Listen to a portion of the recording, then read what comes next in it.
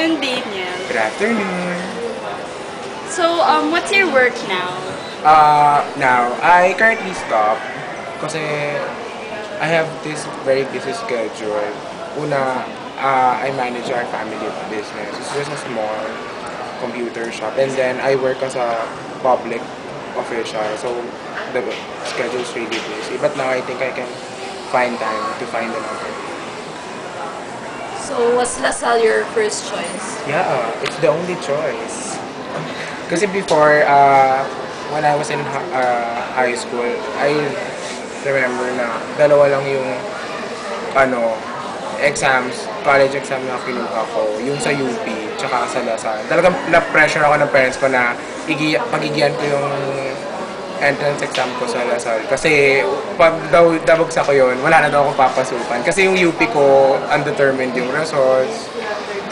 Tapos yun. Pero ano naman, pumasa naman ako. Kaya thank God and St. John Baptist na LaSalle. So, can you still remember your LTEP experience? Oo naman. Favorite ko yun, LPEP. So, what was it like? Una kasi, parang kinakabahan ako syempre kasi graduate ako from province sa Batangas State University of Gumat. Iba yung culture doon, iba yung dialect namin. Tapos, talaga pagpasok ko sa LaSalle, talaga kay LPEP, makulimlim pa yun eh. Culture shock talaga ako kasi una hindi ako marunong mag-English dahil hindi kami nag-English sa Batangas. Filipino kami except English classes. Pero yun nga, pag nag-uusap sila, tapos kasi narinig ko nung high school ako, mga LaSalle daw, yun nga parang konyong, maarte, kasi mga anak mayaman lahat. Eh kami naman kasi, kami, parang average family. Pinaaral lang ako dahil meron akong plan. So, naglasal ako kasi magandang school yung LaSalle. Tapos yun nga, pero nung nandun naman ako, parang normal people naman yung mga kasama ko, nakakatuwa. Tapos, yung Naka-adapt ka naman ng mabili? Hindi, kasi nung unang araw talaga naiiyak pa ako. Sabi ko, gusto ko na bumalik sa province. Ayoko na, gusto ko na mag-quit. Pero parang may kumausap sa akin na tago-school. Yung orienter po, in-advise ako na pumunta sa SPS, yung anong office yon, si Sir Pe, tapos sabi niya parang lang daw, try ko daw kahit mga 1 month. Pero nakapag-adjust na ako. Tapos ang galing kasi dati talagang nag-aalay ako, nawala siya, nahawa na ako sa mga kaklase ko. Okay siya, basta yung LPEP ko. So, parang did DLSU influence you on how to manage work and engage with the society? May mga subjects naman ata dito na gano'n eh. May yung talagang kunyari, nasa working environment ka, nasa interview ka, ano yung isosot. Yung gano'n ka-basic na trabaho na parang, gano'n ka-basic na subjects na parang, ano sa trabaho, ano yung kailangan mo isot pag interview ka. May gano'n eh. Tapos sa class, pag ipapresent mo sarili mo. Kasi syempre, pag mag-work ka, paano mo i-market sarili mo, important din yun. Yun, kaya okay din. Tapos yun nga, merong system tong school yung transformative learning. Feeling ko naman nakatulong yun. So, how did your stay in DLSU change the person you are now? Lalo ka naging maarte. Hindi, biro lang. Una kasi parang na-realize ko din na parang nawala yung labeling na, yun nga, mga LaSalle nga, mga students sa baka walang pakidabang, pero hindi naman kasi ang daming matatalinong students dito. Ang daming magagaling, ang daming ina-achieve sa buhay. Ma-inspire ka rin na parang nabuhay ka, meron reason na nabuhay ka, may purpose ka kung bakit ka pinanganak dito, kung bakit ito yung course na kinuha mo kahit parang sa una ayaw mo. Parang hindi rin naman kasi importante kung ano yung tinetake mo. Ngayon, ang importante kung umaandar kayo, hindi ka nag-stop. Hindi na importante kung saan ka galing. Kasi dito sa school, hindi mo din masasabi ilan dito yung mga average people, ilan yung mayayaman. Napaka-diverse nitong school. By, halimbawa, sabihin na natin sa gender, by age, sa social standing. Iba-iba talaga. Magandang community itong school kasi nagbe-blend yung mga tao. So, do you still practice LaSallian spirituality even after graduation? Sa ano ko na ata natutunan yun eh, wait. Hindi ko tanda yung mismong words, pero sa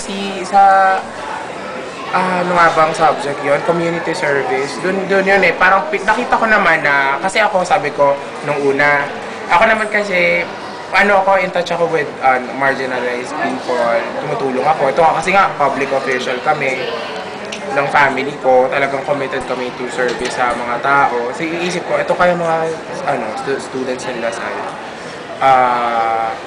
Ang tingnan ko nga kung mapunta to sa mga sa mga squatter. Ayaw ko na mag-inupdate itong mga to. Hinihintay ko yon. Pero nagulat ako kasi mali. Dahil una, kaya nila mag-reach out sa tao. So, na mag-guilty naman ako kasi naging judgmental ako agad. Tapos natuwa din ako kasi hindi pala lahat ng tao, kahit ganun, galing sa isang prestigious school, hindi ine-exclude nila sarili nila from everyone else.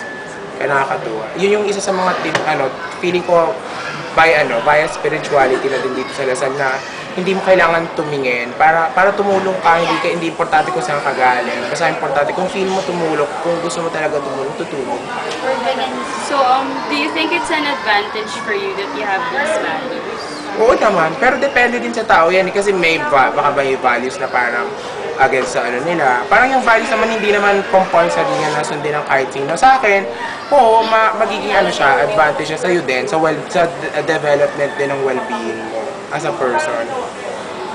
Do you think the future students of DLS should still practice yung mga values nila? Hanggat maaari, oo. Kasi, parang akala nyo yung mga ganito, parang loko-lokohan lang, bubula-bulahin nyo lang sa tingin para magkaroon kayong good answers. Pero ma-realize nyo din sa pag nag-work na kayo na important din na meron kayong principles at saka values sa sarili nyo. Dahil parang, malala pa kayo sa tao na patay kapag halimbawa buhay kayo pero wala kayong prinsipyo, wala kayong sinusundang framework. Ano pa para nabuhay kayo?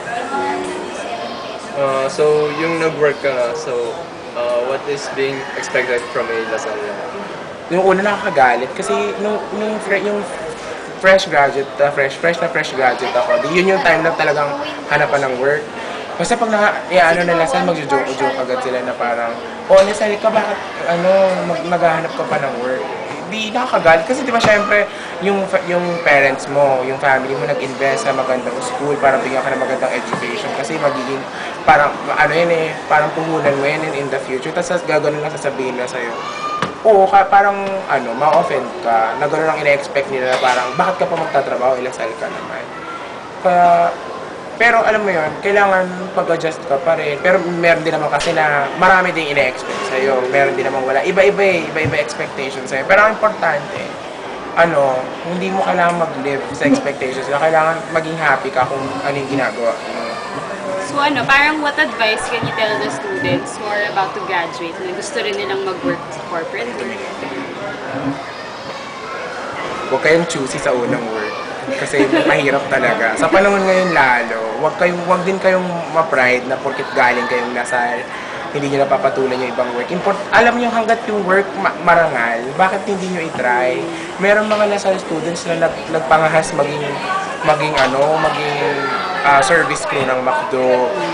Hindi nyo man pwede maliitin yun kasi nga, una sabihin mo lang service crew lang ako. Bakit nila lang mo itrabaho yan? Kumikita ka, ibang tao nga walang trabaho ngayon. Yun, tsaka pag Lasal, hindi porket Lasal ka, ito lang, matuto ka maging humble na parang, ayoko niyan kasi sa Lasal ako graduate, hindi ko level yung ganyang work. Huwag kang choosy, iba yung panahon ngayon. Oo, maganda yung investment mo, maganda yung pag papasok ng work kasi Lasal ka. Ilan ba yung mga taong blessed na pumasok sa magagandang schools? Pero sobrang dami nga hindi nakakatapos ng college.